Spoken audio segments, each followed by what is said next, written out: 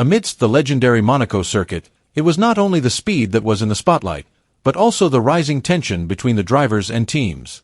Lewis Hamilton, a Formula One legend, was seen expressing his anger towards Ferrari's controversial strategy in this year's Monaco Grand Prix. The radio conversation between Hamilton and his team was revealed, showing Hamilton's surprising emotional reaction and inviting speculation. What exactly made Hamilton so emotional? Let's discuss it.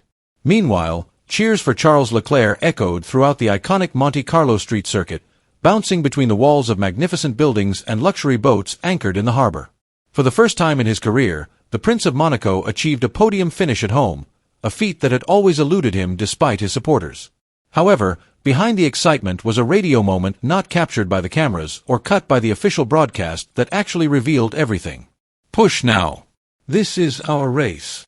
The sentence sounded simple and flat, just like an ordinary instruction from the pit wall. But for Lewis Hamilton, a 7-time world champion, it was more than an order. It was a signal, a warning, or perhaps even a well-laid trap. Hamilton knew behind his helmet that Monaco is not just about speed. It's about timing, tactics, and knowing when to push and when to defend. That radio message changed everything. At that point, Hamilton was more than 50 seconds behind the leaders. There was no real threat behind him and no realistic target ahead to chase. The race seemed like a mere formality, just getting the car home for the points. Suddenly, however, Riccardo Adami's voice came over the radio. Ferrari's race engineer gave the command that shattered the silence: "Attack!" Hamilton obeyed without question. He pushed his tires to the limit, extracting every last ounce of grip from the track and every last ounce of power from his engine. He maximized every corner, every acceleration out of the apex, and every braking zone as if his life depended on it.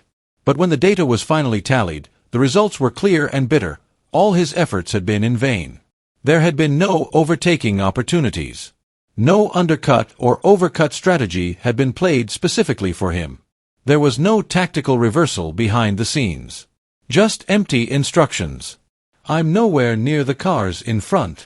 That's what Hamilton said at the end of the race, a short sentence that sounded like a cold autopsy of a strategy that was dead before it could be executed. It was an order that raised more questions than answers. The most disturbing thing was not the instruction to attack. It was the silence that followed. When Hamilton asked how far behind Verstappen, Leclerc, Norris, and Piastri were, the answers were vague and almost evasive. Not once, not twice. Throughout the race, communication felt like hitting a brick wall. In Formula One, such ambiguity is more than just a technical error. It's a political message, a signal colder than the night air in the paddock. There was either some unseen internal turmoil or something more dangerous, a tightly guarded narrative. A narrative that demanded certain roles be played in front of the cameras and that others be hidden behind the scenes. Meanwhile, Leclerc had a clear and nearly flawless strategy. Every decision that Ferrari made for him felt like a perfect fit, like the perfect melody of an orchestra. The result? A second podium at home, cheers in the tunnel, and a flurry of praise from the media. And Hamilton? He was driving in no man's land, an empty space on the track. He was like a pawn released without direction or a destination, left to wander alone in deafening silence. Hamilton didn't get angry on the radio. He didn't explode. He just asked questions. And from those questions came the real answers. A chasm was beginning to open up inside Ferrari. In the winter, the team promised solid unity, with everyone moving as one towards a big dream. But in Monaco, it was the opposite, a team with two different faces. One face smiled broadly and beamed with euphoria, celebrating Leclerc's victory on home soil. The other looked confused and lost.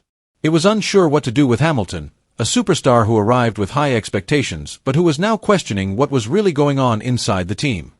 And what about Hamilton? He's not a whining rookie. He's a 7-time world champion and an experienced driver who knows the importance of communication in a race. When he said, "You didn't answer my question," it wasn't a momentary outburst of frustration. It was a warning.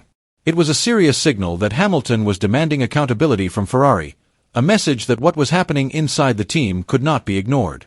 At the end of the race, as the mechanics took off their headsets and the senior engineers pored over the telemetry graphs while the television cameras turned to other scenes, one figure remained unruffled in his seat. The cameras might not have caught his eyes.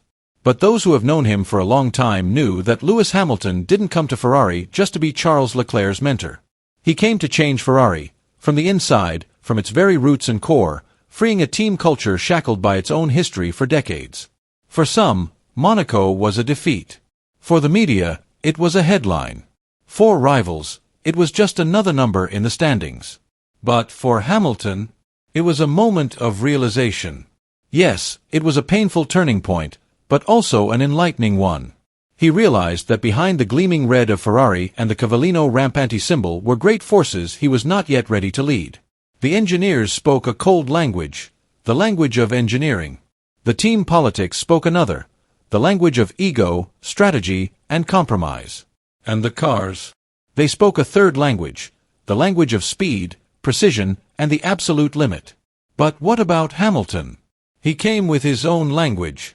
It wasn't the language that anyone in Maranello could easily understand. It wasn't written in the technical manual or read from the numbers. He brought the language of revolution, the language of change. It was a language that knew no fear, no, we've always done it this way, and no, that's how Ferrari works. Each time the team radio called him during a race and he responded with silence, a short answer, or an outright refusal, it was not a sign of defeat. It was the seed of resistance. Every time he chose his own path and made little experiments in the cockpit without waiting for instructions was a silent message to the future, I'm not just here to drive, I'm here to shake things up. Leclerc may be the Prince of Ferrari today, the symbol of a new generation raised in the shadow of tradition. But Hamilton, he's the architect of legacy. Architects don't ask permission to build. They design. They tear down old walls. If necessary, they shake the foundations to create something bigger. Lewis Hamilton isn't just chasing wins on the track. He's chasing transformation.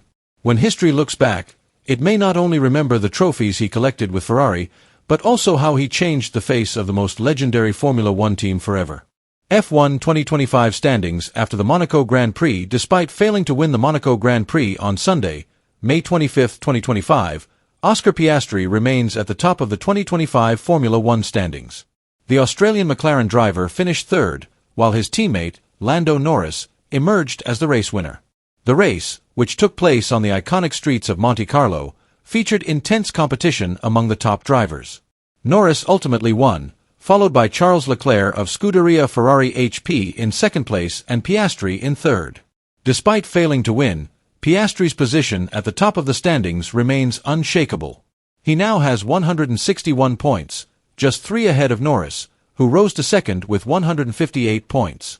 Meanwhile, Max Verstappen of Red Bull Racing, who struggled in Monaco, is in third place with 136 points. Outside the top 3, George Russell of Mercedes secured fourth place with 99 points. Charles Leclerc of Scuderia Ferrari HP is in fifth place with 79 points after a strong performance at his home track in Monaco. The question now is whether Hamilton can shake Ferrari's foundations and lead the team to a new era of glory. Write your opinion below.